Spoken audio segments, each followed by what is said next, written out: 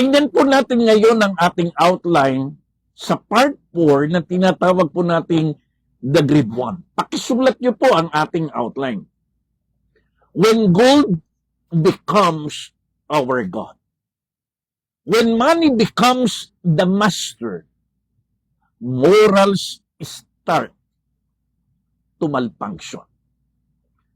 Kapag ang tao, ang bayan, ang bansa, ginawa ng Diyos ang ginto, ang yaman, ang pera, ang salapi, ano epekto niyan?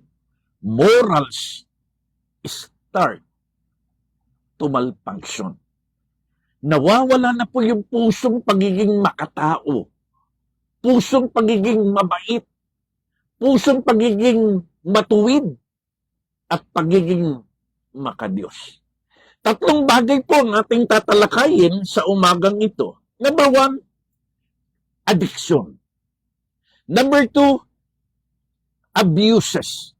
And number 3, annihilation. Tandaan po natin itong tatlong katotohanan sa ating The Grid 1 Part 4.